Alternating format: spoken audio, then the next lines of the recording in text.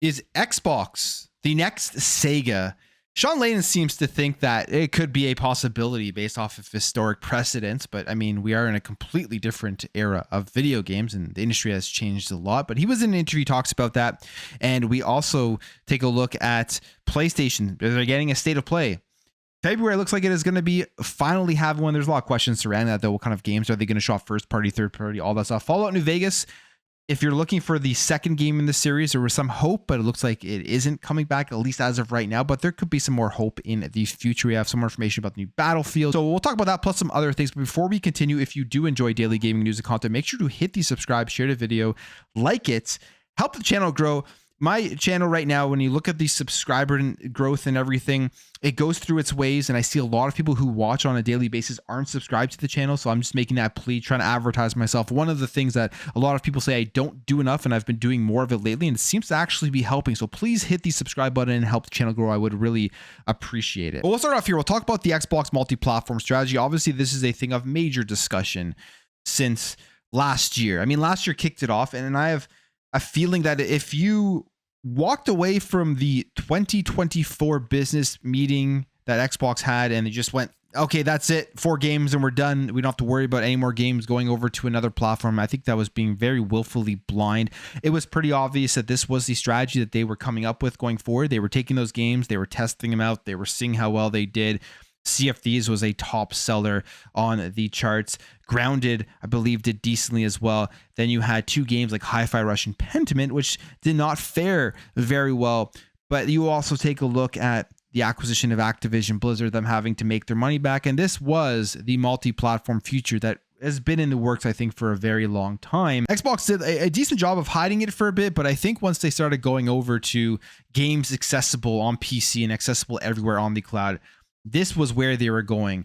They've decided to go the route of opening up their games to as many people as possible, and that being the value driver for their ecosystem, for their platform, and for developers when they are deciding to release a game on the Xbox versus locking games to a console as the main marketing ploy to get people into your system. Now, Sean Layden talks about this. He's kind of contradictory, though.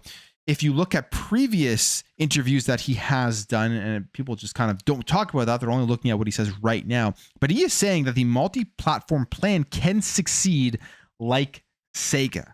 He's basically saying Xbox is going to become Sega if you were reading in between the lines. This is exactly what he says. We've seen it before. I was in the business when Sega brought their Dreamcast titles to PS2.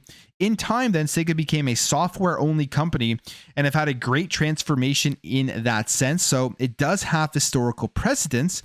And it says here that Sega's final console was released in 1998 for all of you around during that. It was very sad when the console did go away. If you were a Dreamcast fan or if you were like a Genesis fan or something and you see them not making the console anymore. Back then, it was far more impactful, because we didn't have the gaming world that we have now where everything is digital and you still were going to rent games physically. Most games were purchased physically and everything. So it's completely different era in the early 2000s, late 90s comparatively to where it is right now. And the generation of people playing games then, they are completely different than what we have right now. You didn't have stuff like Fortnite around where that's what only thing that kids play these days and they don't care where they play it, stuff like that. So completely different. So the comparison is sort of odd. I think if you look at Xbox and becoming a software only company, a publisher only, then you obviously can make that comparison with Sega. But you have to also keep into account where the industry is going, what it is like now, where it is going to be in the future. And I think in the future, consoles are going to be a thing of the past. There's going to be the next generation. The generation after that is going to be very, very interesting to see what happens, at least from the Xbox and the PlayStation side of things. And if anything, the console itself isn't going to be, for, I think, most manufacturers, even Nintendo at some point, isn't going to be the main thing that they are selling their brand on. It is going to be the ecosystem. And I truly do believe that when you're looking at how the gaming industry has evolved, where the growth in the console market is stagnated, the growth in PC is skyrocketing, and that includes even like the handheld PCs and people playing on many different things. And then the cloud market is growing, and there's so much room there. And as cloud technology does get better, I think a lot more people are just going to be going to that. If they can just open their TV, open an app, and play all of the AAA games, and they're going to look great as the technology gets better, A lot of people are just going to be going towards that, especially with the younger generations. And when he says that Xbox can succeed like Sega, he also doesn't remember, I guess, what he said previously. I mean, Colt Eastwood tweeted this out, just has an excerpt from what he had previously said. I remember talking about this when this article did come out, but this was from December. He says, ex-PlayStation boss thinks the days of consoles are numbered. And then this headline here, PlayStation Sean Layden on a post-console world. He says this specifically, frankly, we have to start interrogating what the purpose is of a proprietary console and whether that can continue to be true. He discusses the huge leap in hardware from PS1 to PS2 and PS2 to PS3 and says PS3 to PS4 was just like getting the network thing, online gaming and features done right.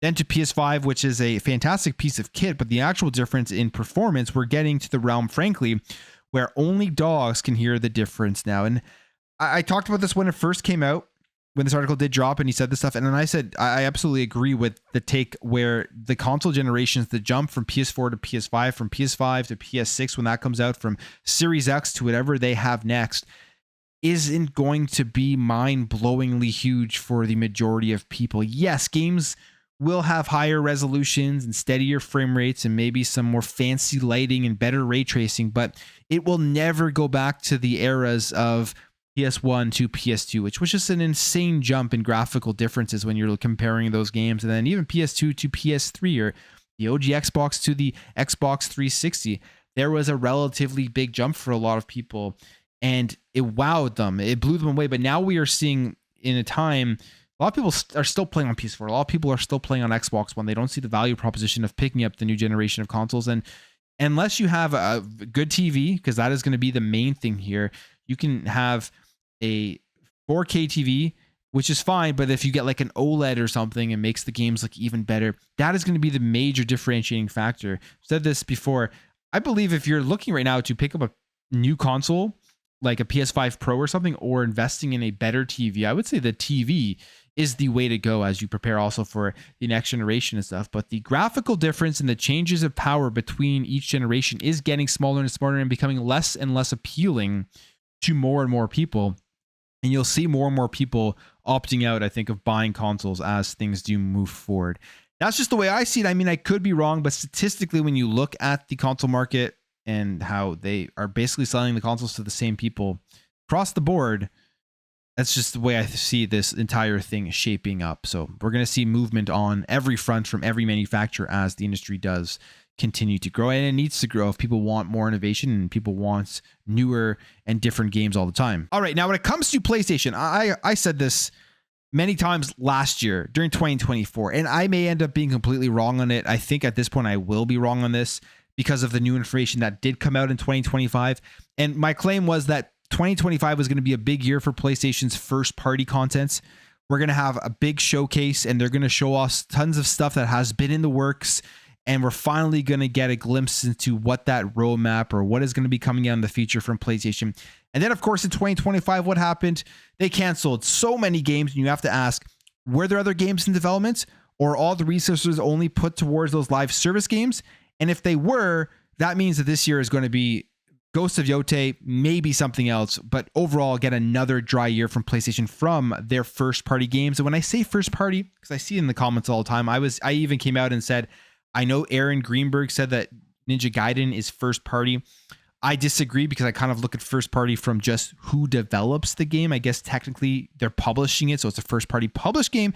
But it's the same thing on PlayStation. PlayStation Money Hats games, they publish games from third-party developers. For my personal taste, I look at, is this game published by a first-party studio? If not, then when I say they're not putting out very much first-party content, it's because their own first-party studios haven't released any games recently. But we have this year, and apparently we're going to be getting a state of play in February. And this comes via Nate the Hate, who does have a good track record of revealing when these events do occur. And he says that, well, this is according to Nate, the next PlayStation state of play is in February, with the insider teasing that it could be on Valentine's Day. When asked about the next state of play and whether or not it will be at the beginning or the end of the month, Nate replied, "What does your heart tell you?" So he's thinking here that it could be on Valentine's Day. That's kind of what he is trying to reveal to people. And the bigger question here is, will this be just filled with third-party games, or will we see some newer first party titles or updates on first party titles, like a game like Wolverine that we haven't seen in a while. I am skeptical at this point because of the amount of canceled games. If they wouldn't have canceled those games, I would have said, yeah, we're going to see some great stuff here from their first parties. But at this point, I have no idea. All right, if you're a fan of Fallout New Vegas, people got really excited that we could be getting a Fallout New Vegas 2 from Obsidian. The reason for that is because the lead writer has returned to Obsidian, but they say here right off the bat to not get people's hopes up that it is not for New Vegas 2. He says the announcement came via LinkedIn in his profile, where he was quick to shoot down the impending rumors of Fallout New Vegas 2 by simply saying, no, it's not Fallout New Vegas 2. And this is John Gonzalez, who is returning to Obsidian after 14 years. So who knows what he's working on. Obsidian has so many games in development that it could be pretty much anything. You think about the stuff that they've put out over the last number of years. I mean, they've kind of carried Xbox in a way. You look at here, they got Pentiment, Pillars of Eternity, Grounded. They're putting out Outer Worlds 2. They're putting out Avowed. Like, they have so many games in development that they're working on. In fact, even 2 games are coming out this year. I wonder if he is adding maybe something to Outer Worlds 2, or if he's being tasked here with a brand new project that he's going to be working on. So it'll be interesting to see either way. I'm always excited when Obsidian has games in the works. I do like what they do put out. All right, the next thing I want to talk about is Project GG. If you remember this game, it was announced back in 2020 when Hideki Kamiya was still around. Platinum Games, he did leave in October 2023, and it seems like this game has now been canceled. Now, it's not officially been canceled, but they did erase it off of the website, which could make you assume here that this game is no longer in development. It says here that fans noticed this weekend that Platinum had updated its games page, reducing the list of 22 games down to just 9. And Project GG was one of those games, as I said, it was announced back in 2020. It kind of reminds me as to what happened here with Scalebound. A game got announced, it was in development, people were very interested in it, and then it just went away and it got canceled overall. And Platinum has a history of doing this, and which was kind of interesting when you saw them go back to Platinum or Xbox go back to Platinum for Ninja Gaiden 4, even after the whole Scalebound situation. And then Team Ninja is involved, so they're overseeing it and everything. So maybe that gives them a little bit more hope. But it was interesting that they did go back to them. And Kamiya leaving, obviously, I think plays a role with it. He did mention this about Scalebound, the canceled project, back in December, saying, I absolutely feel the same way about Project GG as I did with Scalebound. And it says, it's unfortunate, like with Scalebound, I believe Scalebound would have been a really fun game if it had been released. And the same goes for Project GG. We truly believe that it would have been a great game. And so now that I'm not a part of it, I do feel it's unfortunate that I wasn't able to see it through to its final release. It does seem like this game's done, it's canceled, it's probably never coming out, especially since they have taken it off of the website. Now, if you're a Battlefield fan, the new Battlefield game is in development. It is, I think, coming out relatively soon. They're probably going to have a big announcement and everything for this game, the release date, and show more about it. But what is happening today is a big step forward into this game coming out, and that is there's going to be a reveal for the community test program. This says here that DICE and EA have announced that the first details on the next Battlefield community test program will be revealed. And it's going to be at 5 p.m. CET, which I believe is 11 a.m. Eastern Standard Time. So it should be after this show, if you're watching this right now, right when it does come out. And they're going to be announcing the community testing program. And the community testing program is basically going to be getting feedback with smaller scale to larger scale player tests about how they feel about the Battlefield game. The next Battlefield game, the upcoming one, is going to be very, very interesting because they definitely need to bounce back. I think it's important that this next Battlefield is good and does well to give more competition in this genre, especially for a game like Call of Duty, which pretty much runs it every single year. If we can get back to the time where there was major competition between Battlefield and Call of Duty every year, I think that will be best for both games, and it'll just be exciting every time the releases do come for the Battlefield series. I hope this is a nice bounce back. 2042, I've heard, has actually improved a lot, and it is still pretty fun, but I played it at launch, and I have never gone back to it. It turned me off a launch with all the stuff that was wrong with it. Unfortunately, I think that it was for a lot of people as well when it came to that game itself. But that's it for me, guys. If you did enjoy this video, make sure to hit that thumbs up. If you are new here, hit that subscribe, and I'll catch you guys in the next video.